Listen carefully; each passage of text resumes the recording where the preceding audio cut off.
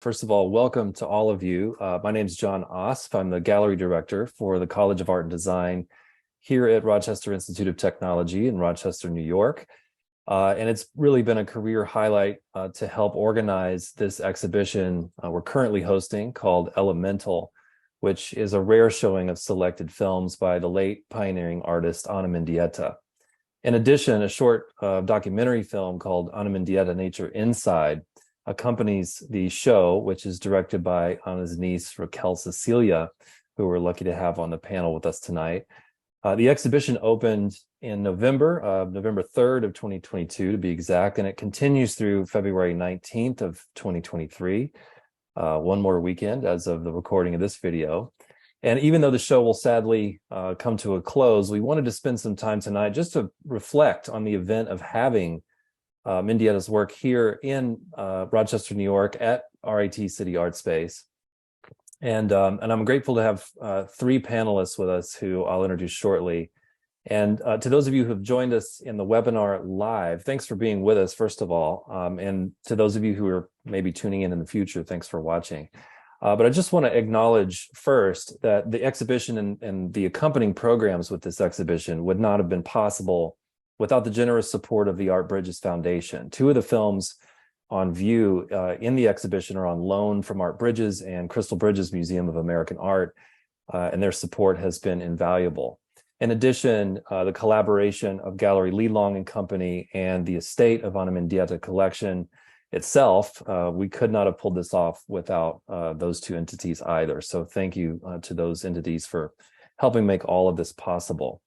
And speaking of the Ana Mendieta collection, Raquel Cecilia, joining us tonight, is a filmmaker and associate administrator of the estate of Ana Mendieta collection. She's currently developing a feature-length documentary on Ana Mendieta, who happens to be her aunt, and has produced 3 short documentaries on the artist's life and work, along with shepherding exhibitions and publications of Ana's work around the world. And I just want to reiterate that it's thanks to Raquel that we're showing a total of 5 of Ana's films, really making this exhibition more extensive and a big deal for us. I'm not really sure it's been done in Western New York, and I'm pretty sure it hasn't been done in Rochester, though I could stand corrected if any of you know details that I don't, but I'm pretty sure nothing like this has been shown in Western New York. But even as our exhibition became more substantial, it's still just a fraction of Ana's film archive, which total over 100 films. And so I just quickly, again, want to plug this book, the exhibition catalog, called Covered in Time and History. This accompanied the first extensive exhibition of Ana's digitally restored films at the Catherine E. Nash Gallery at the University of Minnesota.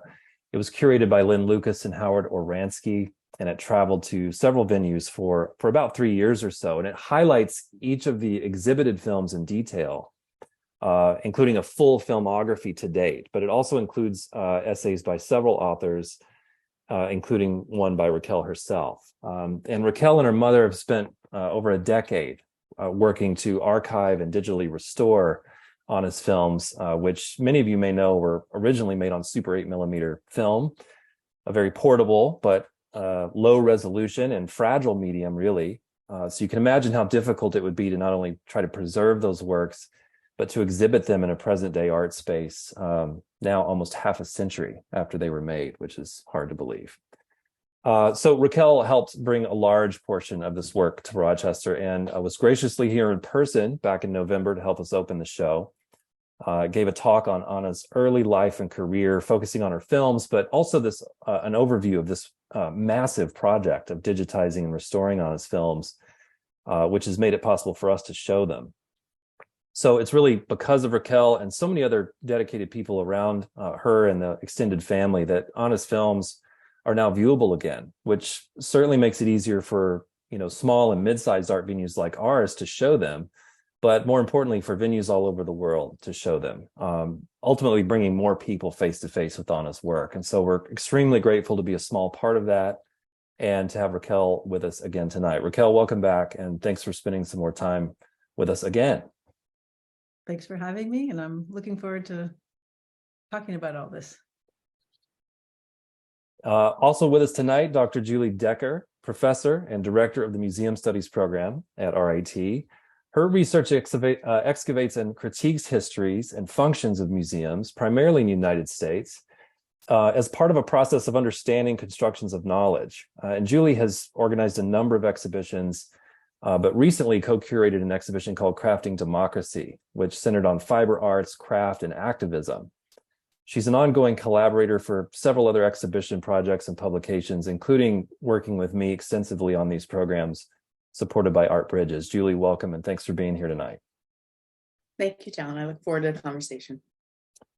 Also with us is Hernease Davis, a photo-based artist who just opened a solo show at the Munson Williams Proctor Arts Institute, which is part of the Pratt College of Art and Design, has exhibited widely and most recently was recognized on the inaugural Silver List of Photographers Advancing the Medium by the Silver Eye Center for Photography.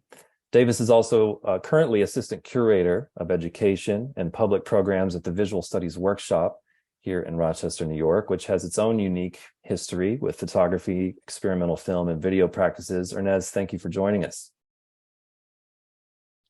Yeah, it's wonderful to be here. I just want to sort of put an umbrella over this discussion that this is really not intended to be a comprehensive, or exhaustive academic discussion, but more a kind of casual reflection, open discussion on the event of hosting Ana's work in Rochester, New York. And thinking about Ana's work in particular, largely speaking through the languages of photography and film, it seems like an appropriate thing for Ana's work to be shown, and without question that her work would be shown in Rochester, New York. Obviously, because of the long history of imaging technology and innovation, Rochester's known as sort of image city. Obviously, the history with Eastman Kodak. We have the International Museum of Photography and Film, George Eastman Museum here in town, but also RIT, which has extensive programs in photography, related media, film and animation, imaging science, design, but also a visual studies workshop, as I mentioned, with its own educational history and photographic medias, including the moving image. I also know it's sort of in Western New York that, the Albright Knox has, I think, a couple of films of Ana's and has included her in a couple of exhibitions, but it just seems long overdue that Ana's work is on display in such a substantial way in Rochester. And so I thought maybe we would start with Juilee, if you don't mind, maybe from a museum studies perspective. Is there anything important we should be considering or connecting the dots with hosting Ana's work here in Rochester? Yeah, thank you, John. So I was thinking about the idea of how the work is situated here within the context of museums, and I was remembering and reflecting back on John's and my earlier conversations when we were sort of beginning to conceive of this idea of receiving pieces from Art Bridges and then building that out into a much fuller show. Thank you, Raquel, for that opportunity. And part of what was within the context of John's and my framing was thinking about this larger narrative about identity and constructions of identity in museum spaces and gallery spaces. And what does that mean when you present and then ultimately represent a work in those spaces? And so this project, for lack of a better word, that John and I are collaborating on is thinking about this series of works. So we showed Felix Gonzalez Torres work last year, and then the Ana Mendieta's pieces this year, which are phenomenal, and then looking forward to other collaborations with Art Bridges, and thinking about how we can draw out these nuances of contours of what identity actually is, and how do these works show that, and then how do we put them in a gallery space to encourage audiences to then think about identity, to think about power, authority, agency, meaning making in museum spaces and in gallery spaces.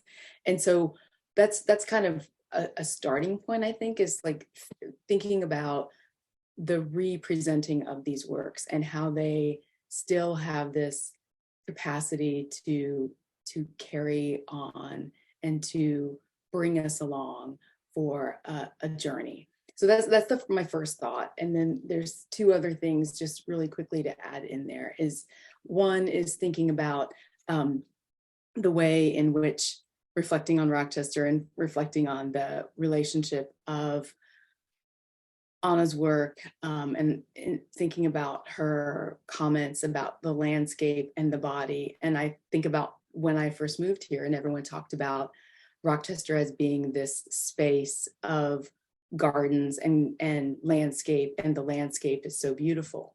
And I was trying to put those two pieces together. And I was thinking about what that means, how the land and the body are intertwined. One thing people say about Rochester is we have the benefit of these park systems designed by Frederick Law Olmsted, and how he tried to connect the land with the water and the Genesee River with Lake Ontario. And all of that was just kind of bubbling up in my brain of like thinking about how the land and the body are convened together with Ana's work, and how we are sort of connecting those ideas in the way in which we're attaching the works to the gallery in the space here. And then thinking in terms of just juxtapositions in general,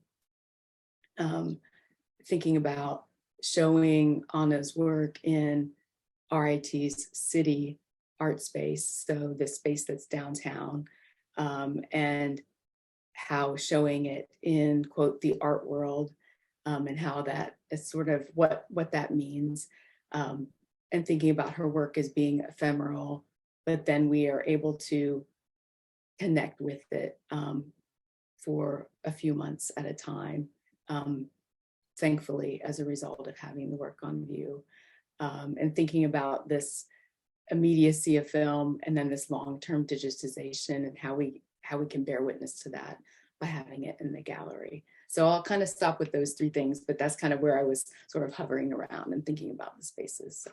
It's actually kind of a good bridge to end on the film works too, and the temporal nature of them, because I'm going to switch over now to Hernease, because we were talking about this the other day. As an artist primarily working with photography, I'm curious to hear your take on seeing Ana's work, specifically the films here in Rochester, but also if you care to kind of add from the viewpoint of education and visual studies workshops legacy as well.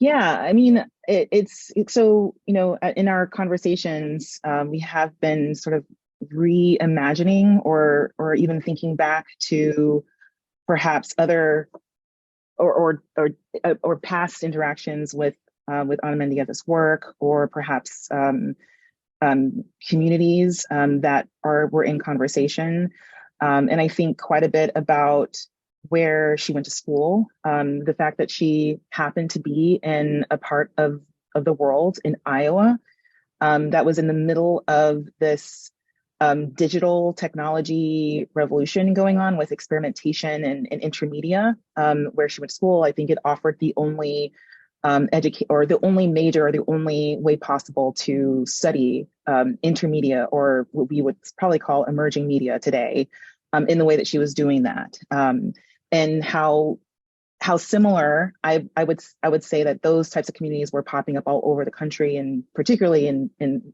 with photography. And Visual Studies Workshop, which is founded by Nathan Lyons, was at the core of a lot of was photo academia. Quite a few, or I don't want to say all, but the majority of photo programs in schools had some type of tie with one another. At the very beginnings of thinking about photo history or photo education history, it's fairly recent, and it also is very interconnected. So just sort of thinking about those communities kind of intermingling and intertwining and crossing paths, even though Ana Mendieta's work wasn't primarily in photography. And that also is sort of a surprise to me as a photographer. So I was first introduced to her work in my graduate program at ICP Bard College, and I also often include her in my curriculum but primarily in the conversation around documenting performance and only thinking about her work through photography. So when I went to see the show, something I had a very visceral reaction to just stepping into the doorway. And it's something that I don't think it's ever happened before, coming into an art setting or a museum or a gallery or anything like that, where I just kind of felt a little, so the word I used the other day was stunned. I was trying to think about the actual feeling of it. Like I felt very tingly, and I almost felt a little out of step with time, because I was seeing very familiar images in a very wholly unfamiliar way. And so I kind of walked around the exhibition in a bit of a trance, just my mouth wide open, and just very, very grateful, but also a little mystified at seeing the work in this form. So it caused me to rethink a lot of the things that I'd been thinking about in terms of the documentation of the work, the archivalness of the work, and even what the archive looked like. I'll say that I'm a very photocentric person, and so I knew that the family was working on the archive, and in my head, I imagined it was just a bunch of negatives, just negatives. Still, 35 millimeter medium format, and so I was just very pleasantly surprised at realizing just how little I knew, and also being confronted with being, or I guess, going a little bit deeper with realizing that we barely scratched the surface. I've barely scratched the surface as well, in what I understood about the work. And so it was kind of this experience of, I don't know. I now am back to I don't know. And it's a wonderful place to be at the kind of to have to go to like back to the beginning, and relearn and be open, and to be kind of pleasantly surprised by an artist who is filling out. And Raquel's work is really filling in a story in a way that I believe, in my limited experience on this earth, is quite unique when we're thinking about artists who have been lauded, who have been profoundly exhibited or even thought about, that we get to kind of be in this state of just openness about who she is, and understanding that we actually we really didn't know, and we're starting to relearn. Yeah, thank you for that. And Raquel, I'm going to turn to you in just a second. My experience is very similar to Hernease, in that I'd always known Ana's work through photographs, mostly reproductions, and then sort of the stories that went along with them, about them being documentations of performances. And you receive that in that way, especially in an academic setting, and it sort of, in a way, confines Ana to this type of reception. But I think after you see the films, even if they're just a fragment of the many films that she made, it sort of removes any doubt about Ana kind of definitively being in this pantheon of artists who are working experimentally with film and video. And we talked about this the other day too, that not just in the big umbrella history of a history of photography that maybe Eastman is associated with, but in the more regional spaces like Visual Studies Workshop, or even the Experimental Television Center in Binghamton, New York. And to point out, for those that haven't been to the shows, that in Raquel's documentary, Ana Mendieta, Nature Inside, you actually hear Ana's voice speaking about her own work. And that recording comes from a lecture she gave at Alfred University. And so it makes me think that Ana would have found a lot of connections and friends and made herself at home in Western New York, not just in Rochester, but probably would have eventually found herself at Visual Studies Workshop. And I can imagine she would have enjoyed contributing to and working with the archival materials, and being in that more experimental atmosphere that sometimes gets overlooked in sort of the Western New York area. And I can't help but she would have done that. The other thing that kind of supports this theory of mine is that and Raquel, you can correct me if I'm wrong, but I think, she stayed at Iowa longer than she had to as a student. Not because she needed extra credits or she was studying more necessarily, but she wanted access to that equipment so that she can continue making moving image work, and prolong that as much as possible. And so that's another reason why I think had she lived a little longer, she might have found a lot of connections in Western New York to continue making that work beyond Iowa. And I'll kind of turn over to Raquel now.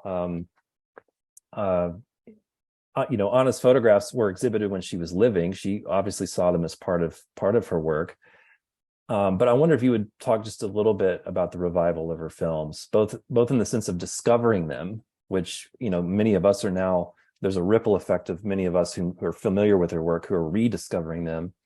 But talk about discovering them in their original state, and then maybe a little bit about this long, arduous process of thinking about bringing them back, not just in the sense of preserving them, but being able to display them again. Okay. That's a lot. Sorry in advance.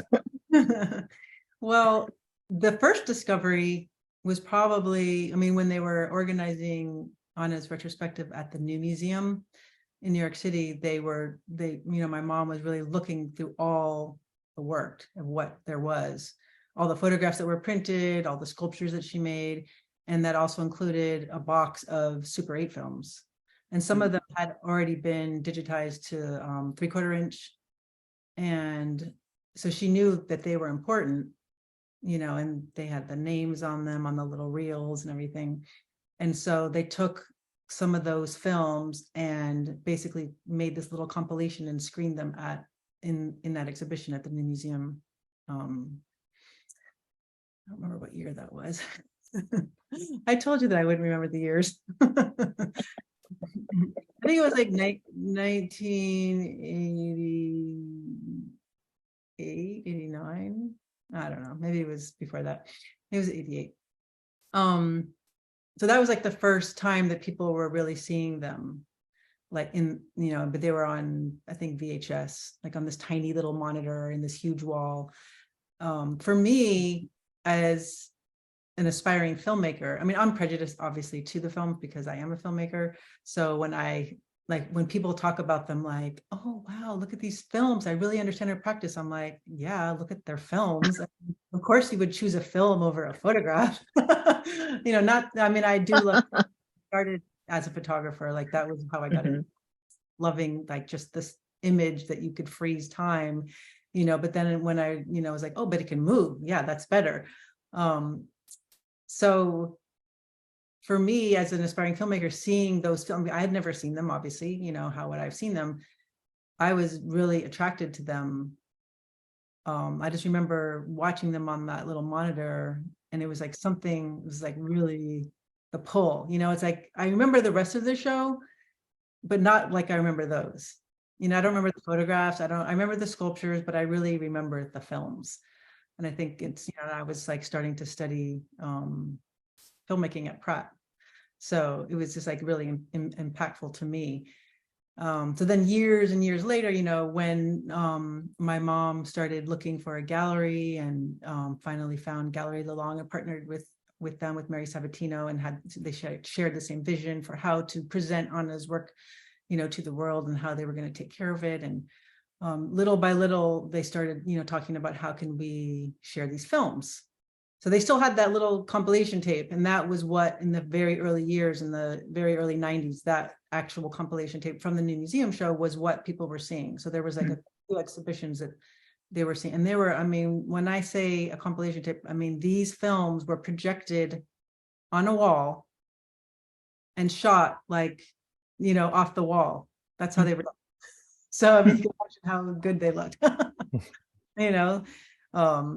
Like, oh, I should turn my phone off. It's like, who has phones anymore, right? I don't know why we never answer it. Somebody else should talk so I can mute, because it's kind of obnoxious. I can't hear it. Yeah, I don't know. It's I don't know. I think Zoom might be okay, cool. Muting it out. Very nice. So basically, that's the tape that was being shown, was like these, X amount of films that had been spliced together, and they were projected on a wall. And, from that was, made into this tape. So then my mom was really, people were wanting to see them more. And so she started doing research, and she found out that there was a place in Los Angeles that could do that. They had the super, because you had to have the gate for Super 8 to be able to do any other kind of transfer. And so she found a place that did a telecine transfer. And so she did like those same films, the ones that had already been done, since people knew them and were familiar with them and everything, and had those done to, what would it have been back then? Digibeta, I want to say. I think it was Digibeta. Maybe it was just beta. I don't know. I mean, it wasn't digital. Yeah, it couldn't have been digital. So, I mean, it was just like, so through the years, it's like we kept going to what's available now. Like, how can we make these look better? Or how can we present them in the best way possible? Which basically led us all the way until we did the exhibition for Covered in Time and History, because Howard Aransky really wanted to have this filmography, which, of course we always wanted to have that, but we knew it was a lot of work. And that wasn't the way he approached us at first. It was like, oh, I want to do this exhibition of films, and we're okay. And then it was like, oh, and a filmography. And I knew that was going to be what that meant. It was like, okay, like all the films that we hadn't done yet would have to all be looked at, and it was kind of perfect timing, because that was now we could actually scan each Super 8 frame by frame into 2K. And then from there, like down res it to HD. So, I mean, it was like technology had kind of caught up with what we needed in that moment of time. Perfect.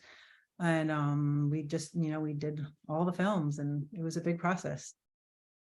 And you've found, as we mentioned, over 100, but I mentioned you saying that you wouldn't be surprised if one or two more turned up here or there. Yeah, there was actually one that showed up. We thought we had them all kind of, because there's some videos in there as well. Like there was some reel-to-reel video that was black and white, because I was doing the documentary at the same time. I mean, that's how long I've been working on this for. So I was always looking like, what is there? Like, hey, do you have anything? Do anything? And so I was looking through all the storage and everything. That's when I found the video, and we looked at those.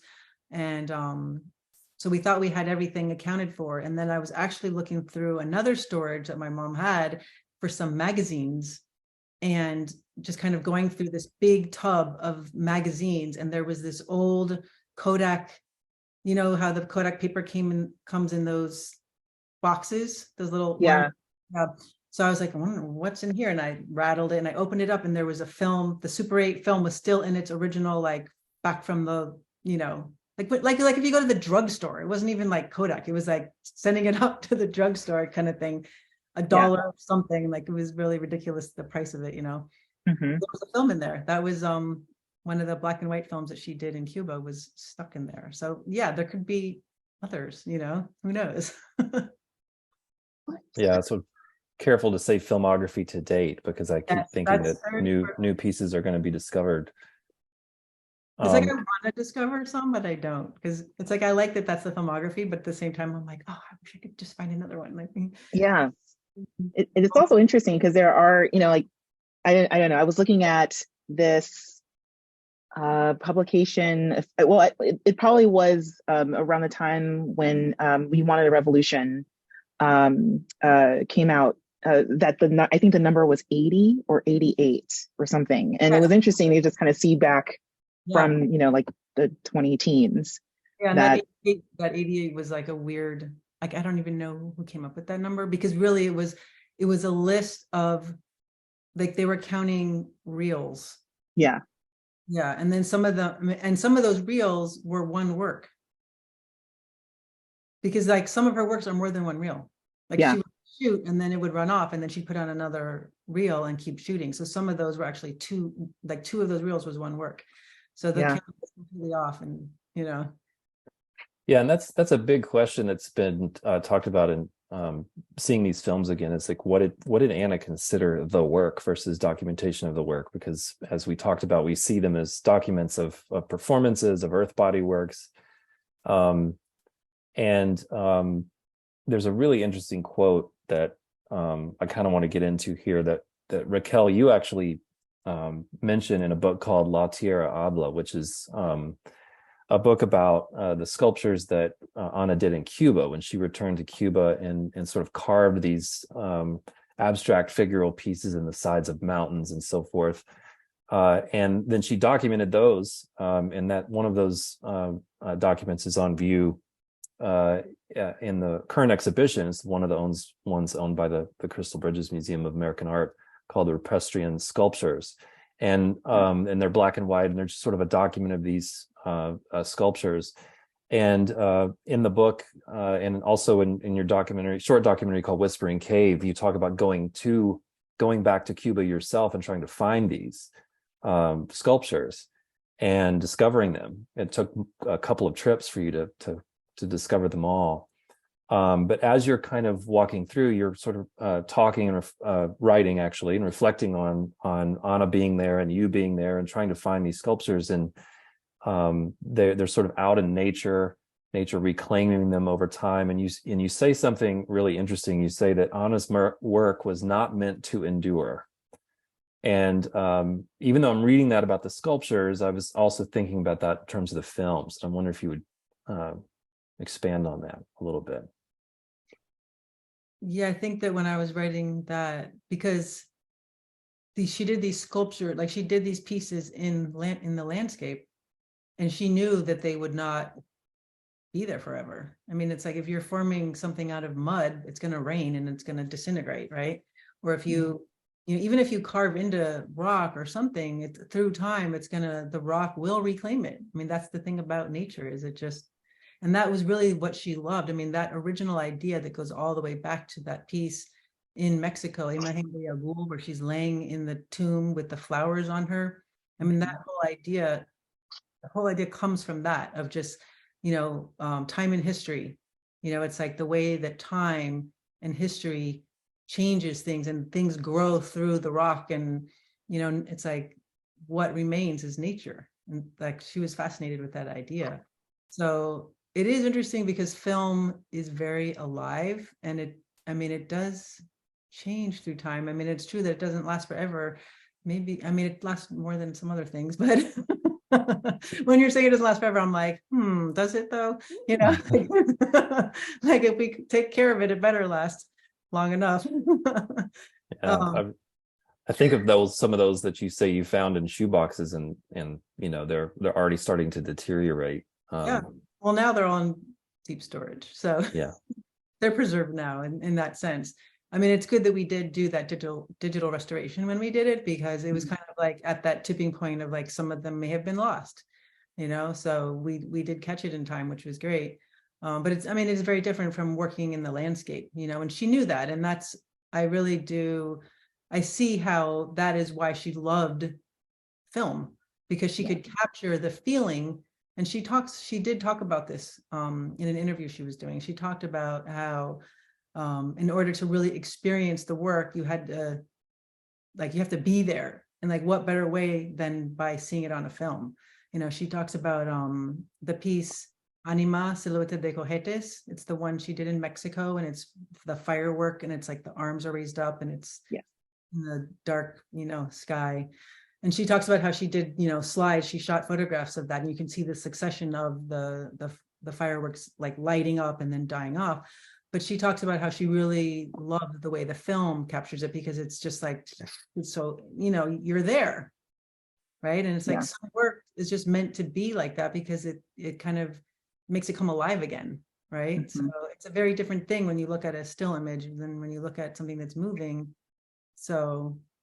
But I actually recently was thinking how it would be a really interesting exhibition to kind of look at her practice and choose a certain amount of works that she did on multiple types of, like maybe photography and film, or, and just look at how they're so different. Like I was looking at actually Moffat Building piece, and I looked at the film so much that always when I think of that piece, I think of the film, and I know like the way that people don't notice the blood, and and it's very few people who actually react to it.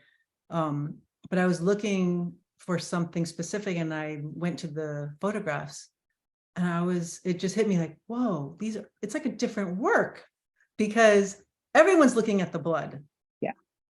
Yeah. That, it's like, and they're all vertical. Like she shot all the photographs vertical and the film is horizontal, so it's like you could look at those two, kind of documentations, if you want to call it that, of that piece, and it's like it almost feels like a different work. So I was like, that would be kind of cool to see those side by side, Yeah. Yeah, when you were just explaining that, Raquel, I was thinking about like the extent to which those are translations of one another, right? So it's like this moment that's captured in these different mediums, they almost become like translations. They're not exactly the same thing, but they're iterations of the same thing. That would be really amazing to see those in conversation and in context with one another. That would be really incredible. Because one of the things that I've been thinking about is, well, I'm fixated on the word feeling and her desire for people to be there, or because I've all these thoughts about her work around displacement, and this longing to be somewhere, or having been displaced and going back to Cuba, or going to Mexico, or going to these places and placing her body in the ground, and this idea of just grounding yourself. There's so many other things, but also I think the feeling and I'm going back to walking into the gallery, the feeling I got, which I guess was reverse of yours, Raquel, only seeing the stills and then seeing the moving images and then going back and forth and seeing how the work translates differently, but also wondering if it was about getting at this feeling and how you get a very different feeling from the photographs, and from the film as well. And correct me if I'm wrong, but I read somewhere that she picked up a medium format camera to photograph those pieces that she made in Cuba, for the resolution. But also, and for me, I'm someone, when I do shoot with a camera, I shoot with a medium format camera or something that's larger than 35 millimeter. So I can enlarge the images and, kind of technically thinking about photography in that way. The grain is sharper, but also there is something, to me, more beautiful and more depth given to larger negatives. And so I'm biased towards thinking, like, if you're going to use a medium format camera, not that if you use a 35 millimeter, it's totally fine. If you use that, doesn't mean like you care less. It's not what I mean. But like bumping up a format, I just assume like that also is the work. Like, why would you use a medium format camera to document? It feels loving to me, to photograph them that way. She wanted to recreate. She wanted to be able to make the photograph large enough that it was the scale of what it was in real, like, that you had the feeling. Yeah. Going back to feeling, it's like that you felt like you were there looking at the work. Because if you have a small photograph, that's not how, it wasn't that small. Yeah.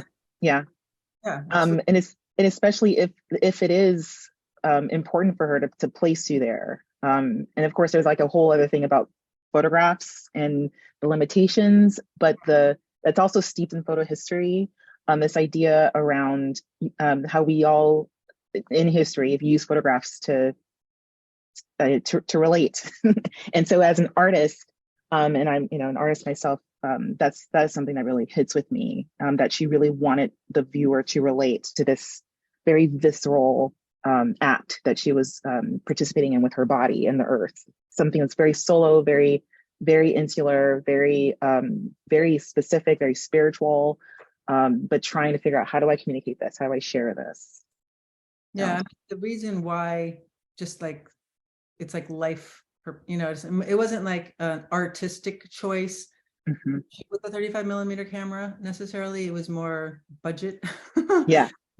Like even like using Super 8 film, it's like you're saying, like she was in school and they had Super 8. And Super 8 film was so cheap. It was like, what, $2? I mean, it was like some ridiculous price to buy Super 8 film, and then to process it was less. So it's like something you could just grab, and and then to have a 35 millimeter camera. I mean, who didn't have one? I mean, it's like everybody could get one of those. And so that's what she was using. But as as she grew as an artist, and then also like when she got that Mamiya camera, it's like she had won the Guggenheim. So she used that money to buy the camera. I was like, okay, like I need these to be to scale of what I see them, like what I want them to feel like. Yeah. I mean, I always want to show all her work like that because it's like, I know that she would, you know what I mean? It's like, she wants her work to be felt like the way it really was, like that, like to scale. Yeah, I think that's, go ahead, Julie. Well, I was just going to say what that does to the visitor then. So thinking of it from the museum perspective, like what does that do? It puts, it's in some ways, it lessens the burden on the visitor because then everything is to scale and it's how it's intended to be. But I could also see it as a challenge to the visitor to actually be able to be, to use Hernease's word, stunned, both with the photographic medium and also the moving image. And so I think that is, a really interesting proposal then for the visitor to be able to be confronted with those pieces. I love that. Go ahead, John. I wanted to quickly interject that those of you who are watching and following along the conversation, if you want to contribute, please use the Q&A. We'd love to insert a comment or a question as we go along here, so please don't be shy. But that brings up an important point, Julie. You talk about contextualizing it in the museum as a way for viewers to access the work, because we've mostly been talking about this from a position of being familiar with Ana's work. But one of the wonderful things is that this work being more accessible now, people who've never seen Ana's work before, don't even know how important she was in the discourse of art from late 20th century even till now, have this kind of direct experience and can see the work. And so it offers a new perspective for those of us who are familiar with it, but a completely fresh perspective for those who've never seen it before. And it was almost more interesting to listen or to hear or watch people who were not familiar with those films at all, to kind of walk around and ask questions about what they were looking at, which I think is a kind of a different conversation than the one we're having now, where we're recontextualizing Ana's work from having known about it for so long.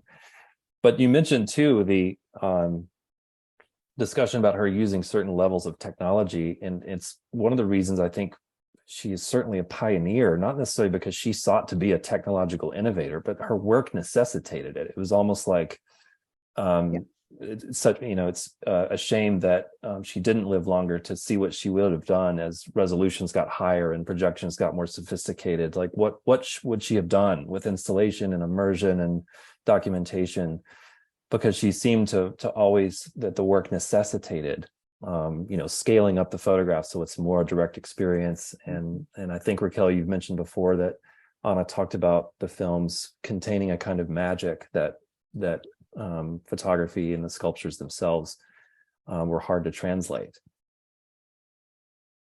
Yeah, I mean, film, that's why everybody loves film, right? Because it's magic. It's also interesting too that she, in the talks that she gives in the documentary, there's, when you read about people talking about Ana's work and refer to her and the images that she made as goddesses, but she really didn't associate herself with that, or she didn't want to be seen as that. I mean, she talks about that as one of the reasons why she kind of moved away from painting, because she was painting these icons and she didn't want to be associated with goddesses, but she also was very much in tune with the sacred, the primordial, the magical. What do you think the differentiations are there? Anybody can pipe in there. Well, I think that's very specific to the time that she was in, because it was the late 70s. And she was just making these works. She was very influenced by her trips to Mexico. And so she was tapping into something that she was experiencing from that. And also, again, with the connection being taken away from Cuba. So when she went to New York and there was a lot of, other women artists kind of making these so-called, goddess pieces, it's like they quickly kind of embraced her work to be in, they want to put you in a box. I guess let's just call it what it is. Okay. It's not just the art world, it's any, the world. Everybody they want it quick, easy. Like, what are you? Who are you? Oh, you're this. You make goddess works, or whatever. And she didn't like that, it's like, once she realized what was happening, she's no, like, that is not what this work is about. Because it wasn't, it was like, she wanted it to have deeper meanings and she wanted it to be bigger than that. It was a universal themes for her. And it was more connected to nature, and her connection with nature and her going into the earth and like kind of, it's really, she was a very like an environmentalist before people were even really thinking about all the destruction we're doing. And she talks about that, so she was really ahead of her time on so many levels. Even like with the feminist movement, she was, she curated that exhibition, The Dialectics of Isolation, because she felt that the feminist movement of that time was like a white woman's movement, and she was like, she realized at some point, like, I don't relate to this. Like, this is not my experience. So, it took many years for like things to catch up to the ideas, some of the ideas she was having, which is interesting. Yeah. Because she has that. Oh, sorry, Julie. No, I was going to say that we had a question in the chat, so I was going to turn it, but go ahead, Hernease, and then we can turn to the chat. Yeah, well, because there is that film, Ochun, that I believe is a film. It's not a still, right? It's a film. Ochun is a video, and it's yes, and it's photography. It's a video. Okay, video and photography. Because I've encountered that as photography, but I never even really thought about her work in this goddess conversation, but I came across it, and a lot of it kind of rotates around the titles of her works, because they do refer to goddesses and Santeria, and but that in and of itself, when you're talking about like a box or simplifying concepts, is a whole thing. There's a whole history, and it also is an amalgamation of a lot of other histories that come together. So that in and of itself is signaling to something extremely complicated and deep, and of course, like physical, spiritual, and then artistic as well. And then even thinking about where perhaps, or why perhaps she was even using the goddess Oshun to talk about, this idea of water or femininity or sensuality, or even the location. Like, I feel like the location of that work is extremely important. And so I think it's a part of this whole, a lot of things that are done, of course, in creating these boxes in the art world. And I know a lot of women, particularly in the 70s, when you even put on a feminist veil onto that, even that in it of itself was also a bit flattening too. So you have someone who's using all these technologies to document and photograph very, you would say like sculptural or even, intermedia type work. She was definitely working in a very complicated way, a way that I think really deserves a complicated reading, and probably was, and I know was a problem. And so I think about that now as we learn more, and as we kind of are open that, her history and her work is becoming even more complicated, because I think in what we've had access to, I'm speaking as an outsider, what I've witnessed is that there is already this compartmentalization of her within the art world. And so what's wonderful about the work that you and your family are doing is that it's continuing to complicate what we think we already know about her. It's amazing. So Yeah, well said. Yeah. There's a question in the chat, so I'll just kind of open it up. It's a question comment, really. It's saying it's interesting how many artists struggle to balance these two ideas of the ephemeral and the ways we can preserve the ephemeral. Feeling that the work is impacted by the medium, but also the intent of the artist. The commenter said, I think this may be why the photographs feel so different. You're freezing the moment the artist wanted to capture, letting them see the detail and the unique materialism of her work, versus capturing the entire performance and the intent of the performance. So would anyone like to respond to that idea in terms of capturing and feeling and different, and we touched on that a little bit, but maybe opening it up into the space of even documenting and archiving and preserving? Well, if you look the whole body of Ana's work from the beginning, from painting all the way to the end with sculpture, she used what she felt was best to share the work, right? So it's like if you have a sculpture, the work is the sculpture. So you're not going to take a photograph of it unless you're just taking a photograph for press or whatever, If you have something that's a process, then film works really well because you can see it, the fire exploding, and you can see that. The photograph, I mean, it's interesting because in the photograph, she would shoot the process, because she wasn't waiting for one thing to happen. It was like she was documenting the entire process. Yeah. So really, and sometimes like there's a work that doesn't have a film, and we always wonder, was there a film and something happened to it? And I've actually found some recent stuff in the archives that did say it was a letter from Kodak apologizing for losing her film or messing up one of her films, and she had asked them, like, where the hell's my film? And I love that. I know which one. Yeah, I mean, things happened, right? I mean, yeah. But that's interesting, Raquel, because it kind of flips the narrative a little bit, in the sense that then the film becomes, or the moving image becomes then sort of the material, the intended, like what you're looking for, as opposed to the way that Hernease and John and I first experienced the pieces as photographic reproductions, and that's the intended view that we were duped into thinking was what we wanted. Well, but you're flipping the script on us, and you're saying, but it's like I really do think that, I mean, she made so many films, and they're really documenting some of the really more important, not more important, but like really important works that have the process. So like when there was a process of something that was moving and alive, there usually is a film, right? And it's like the photographs are more when there's just, like if she does a silhouette that's in the earth and nothing, it's just like flowers and it's still, it's going to be photographs, right? Because why would you shoot a film of that? And it is also interesting, like with her filmmaking practice, it's like as the work became more sculptural, even if it was still like the one behind you, Birth, which is also a photograph, by the way. Oh no, this one.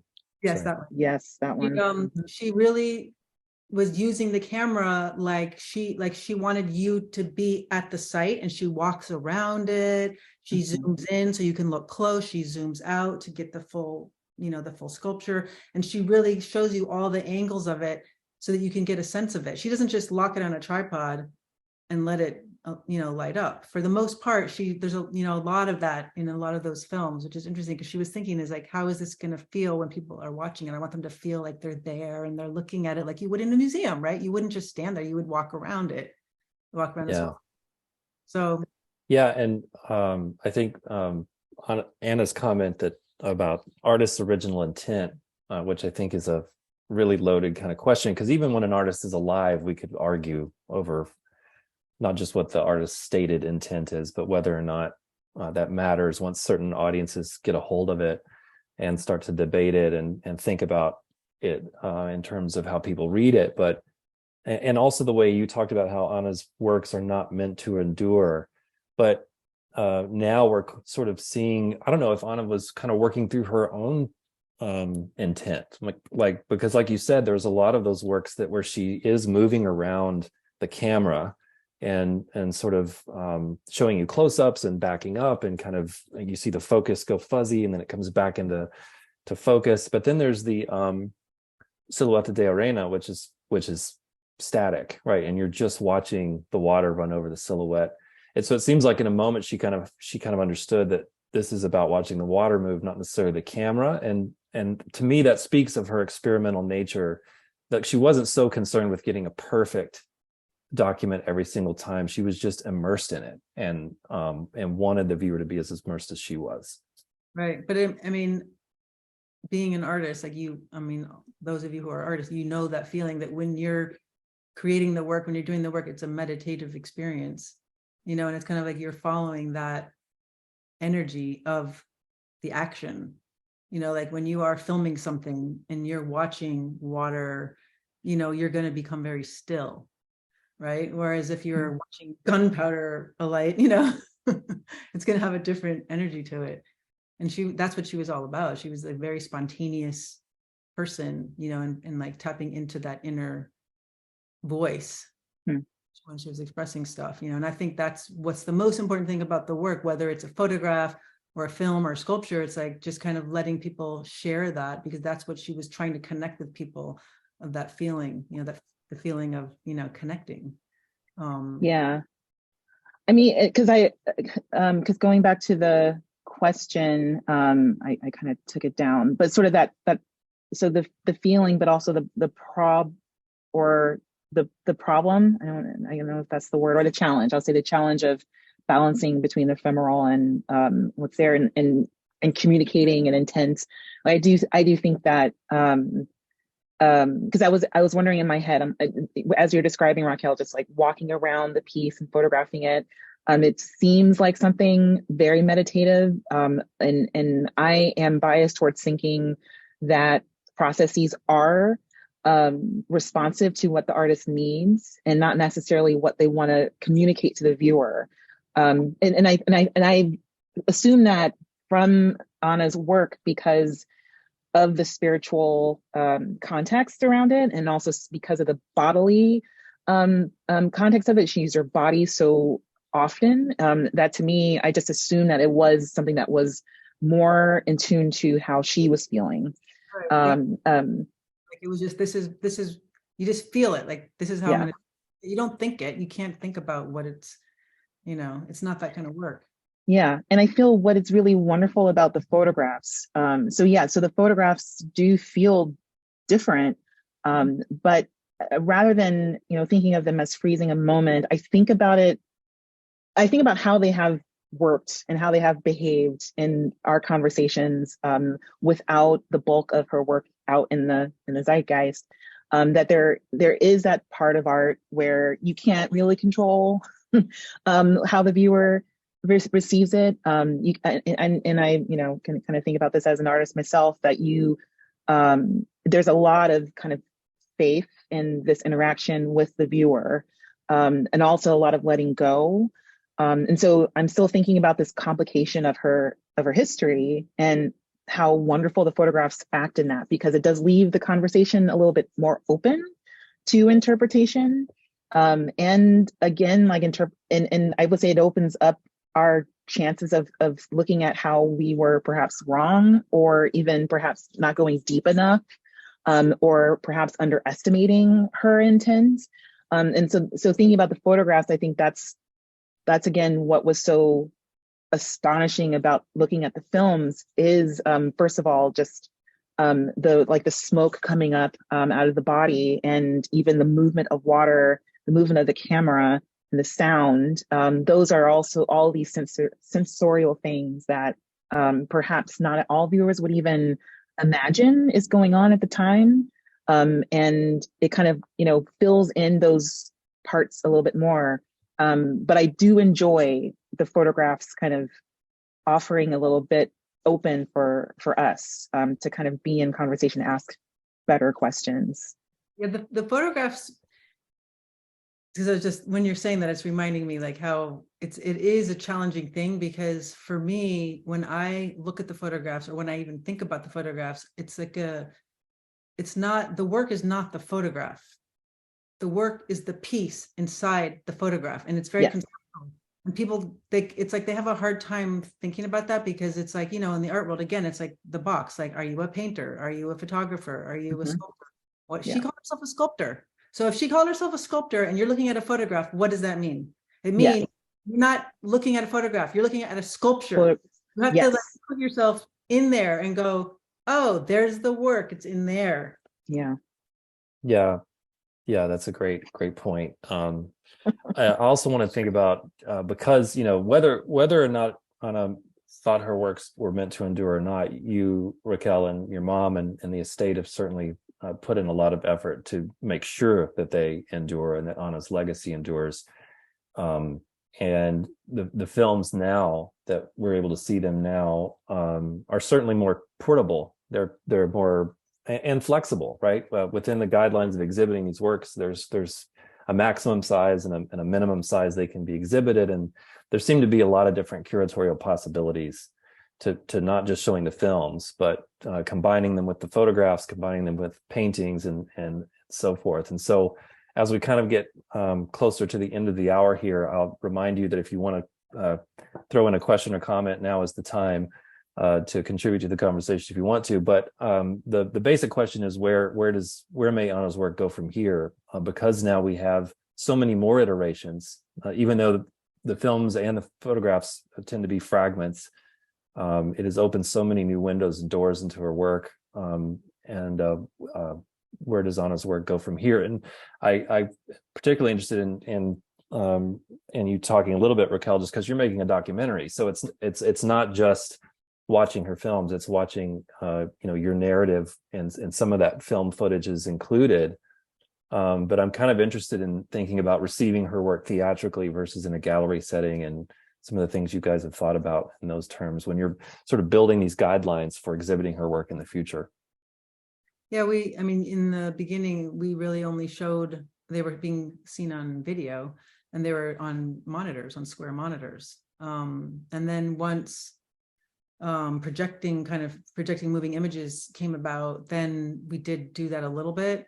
But I mean, the quality really wasn't that good, So it wasn't until we really did the digital restoration that we were able to project them and have them really come alive and feel very filmic.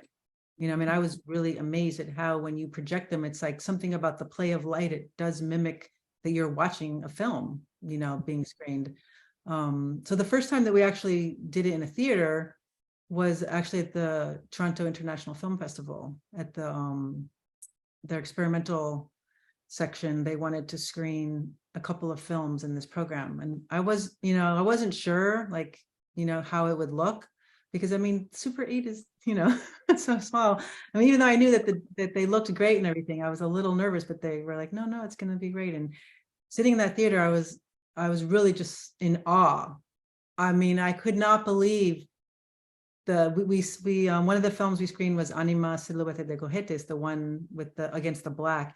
And you could see things that I had never, you could actually see Ana walking behind the piece at one point at the end. It was amazing. I was like, it looks so good, So, and the audience was, and the audience was silent. Nobody made a sound through that whole screening. I mean, everyone was just watching it. And it really struck me in that moment how different the experience was from when you project them in a museum or in a gallery space. Because, usually you have at least one, if not two, three, multiple playing at the same time. And people can just kind of look at them and walk by. And you know what I mean? It's very rare that you see actually someone sit down and watch the whole thing. People are just kind of breezing by and what else you got, blah, blah. Whereas when you're in a theater, it's like you're sitting there, you're going to watch this. And I knew that Ana would love that. I mean, she also had shown stuff, on 3/4 inch in some gallery spaces in New York, which I'm sure were kind of like that, where people actually sat and had a screening and saw stuff. So that's when we started doing some screenings like that in theater settings, very, programmed selections like that, which it's a very different feeling. It's very powerful. It's really the quietness, when you're just watching each film. It's very different than watching them in a gallery or in a museum. And there's an element of control with that too, right? So everyone's facing in the same direction, and you're in an experience together for a particular duration, with a narrative that's been prescribed, meaning the sequence. Yeah, it's just like a movie. I mean, I remember we had this one screening at EAI, and I was doing a talk and we showed a bunch of films, and we showed Moffat Building piece. And the moment when the woman with the umbrella sticks it in the blood, everybody laughed. And I was like, wait, everybody's laughing. It was so amazing. They were reacting to what was happening. And I've never, experienced that before. And it was I love that. Yeah. Yeah, it's intimate in all of those ways. So it's kind of thinking about how to translate the feeling that environment. It does feel a little bit way more appropriate. Yeah, and than gallery. I was just thinking about the way in which that kind of that experience that you just defined there of doing, presenting these or representing them in the theater, it speaks to me of some element of commemoration almost in some way, that there's this sense of commemorating the first presentation of that moving image. It's kind of a hearkening back to that experience, because there is an intentionality that could have been part of that experience initially that was lost for so long, and now it's been brought back. Yeah. So I think of that almost as a commemorative practice, or a commemoration of Ana in some way. That's really different and exciting too. Wow. Yeah, I think there's so many possible combinations. I mean, what do you think? And as we kind of move forward to maybe some closing thoughts here, for this conversation anyway, about, you know, I assume the answer would be we show them in as many different ways as we can, but the thinking about showing them all together, I mean, it'd be hard maybe to sit through all 100 of Ana's films, but I mean, the goal would be for people to see them all. Right. And so I'm just kind of curious what your thoughts are on how to approach Ana's work now that there's so much more of it that was laying latent in your closet or in your house for so long, but Ana's work has really been latent in this way for so long. We're now able to see it and see these new layers. What would be the right way to see it all? See it all at one time. I mean, yeah, that would take a long time. Yeah. Longer than a Scorsese movie. Yeah. I mean, yeah, what a great problem or challenge. I'm not going to use the word problem. What a great challenge to have. Yeah. I mean, because I was sort of thinking about how, or thinking about intention, or even just besides the word intention, just thoughtfulness. Because I think there is an advantage of course, technology still. So technology is still advancing, and even I'm still thinking about this theater experience with the film, and being able to, in a sense, pick up on things that that you weren't able to see because of what you have access to, or the equipment that's available, and what it visualizes and makes clear. I kind of think, even from a curatorial point of view, that it constantly changes. And again, this is an unfurling archive that I think deserves a lot of course, like thoughtfulness and care. But again, this openness, because there are so many artists out there who are kind of trying to graft themselves into Ana's work, that are in conversation with her, that's beyond photography. And I'm thinking about there was an installation at the Whitney Biennial in 2017, I believe.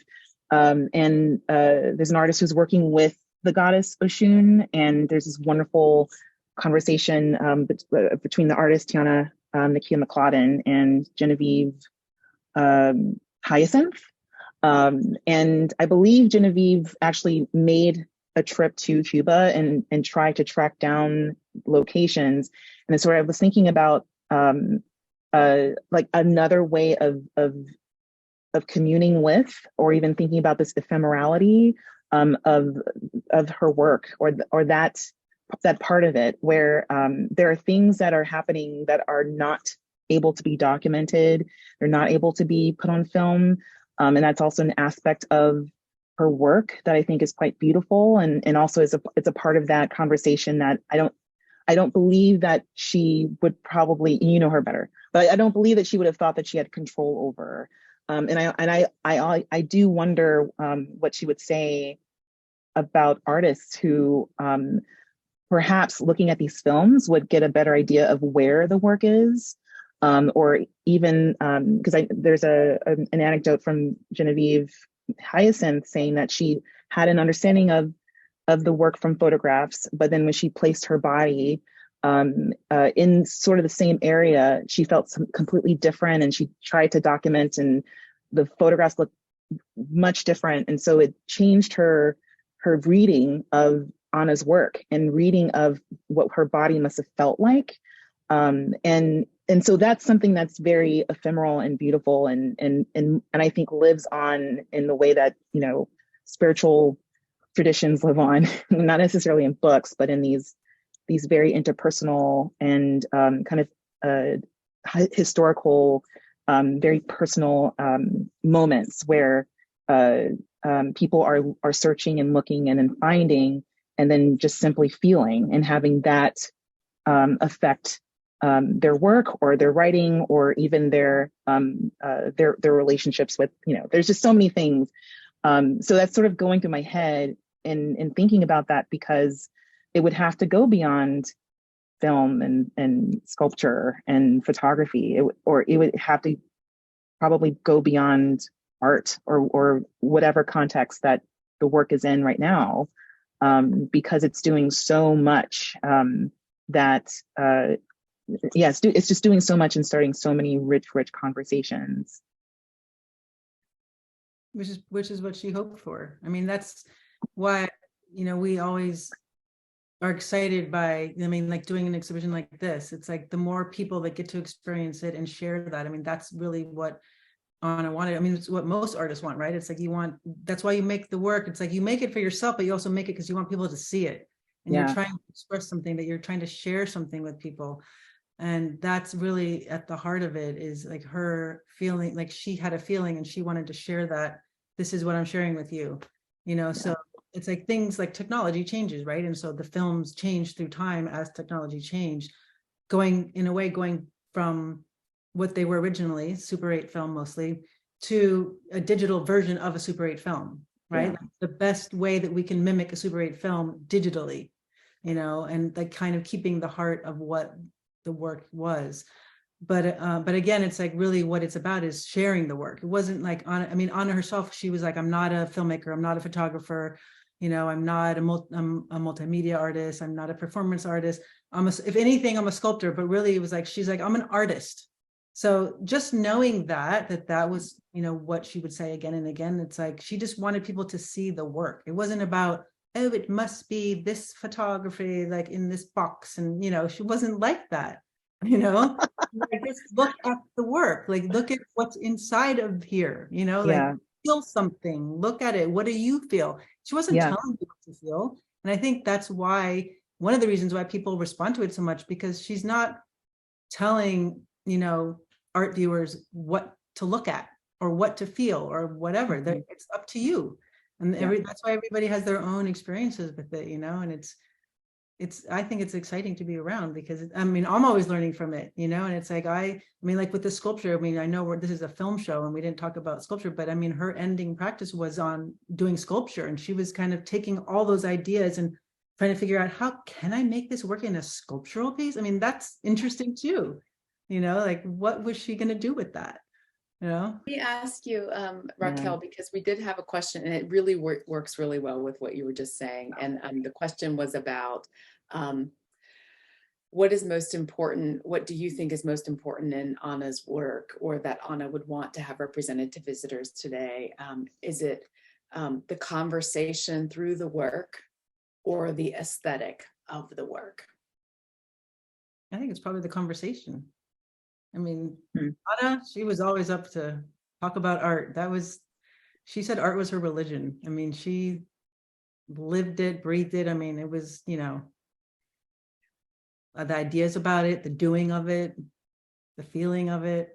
So it's really, that's what keeps it alive, I think, is that people still look at it and want to talk about it and get excited by it, you know? Yeah. It seems so evident as well that in a career cut short, that how much work she did in such a small amount of time is a testament to that, right? That she was just lived and breathed it and used whatever she had to manifest it, which I think is still evident by looking at even the still photographs.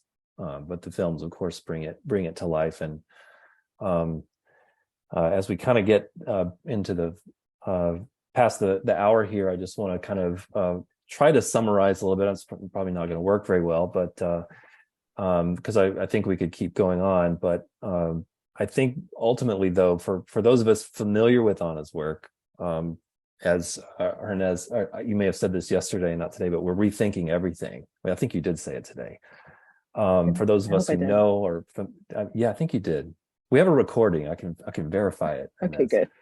But this notion that looking at our work anew, right, and rethinking what we thought we knew about Ana's work, which is extremely interesting to think about, and rediscovering Ana's work through these moving images.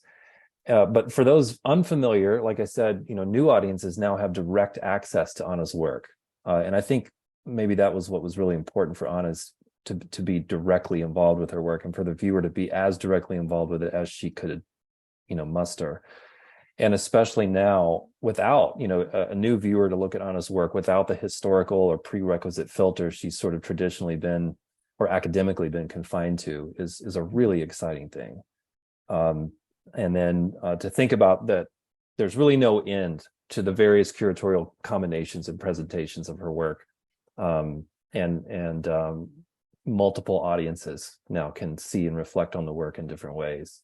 I want to be sure to just one more time plug this book. So if this is interesting to you and you didn't catch it at the beginning, check out this book called Covered in Time and History. It's the exhibition catalog from the first extensive exhibition of Ana's films at the University of Minnesota. If you're looking for further reading and to dive into the subject even deeper, and to also keep an eye out for Raquel's documentary film and more iterations of Ana's work, to try to experience as much of it as you can, because you won't regret it.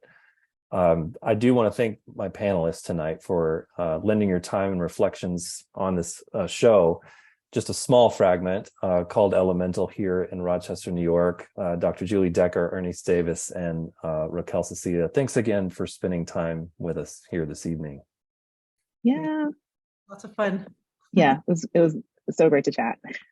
And thanks to those of you who joined us live. We appreciate you tuning in. And to those of you who might be tuning into this later, thank you for watching and spending some time with us as we wrap up this project. Thank you to everybody. Have a great night, and we'll see you all next time. Thank you. Thank you.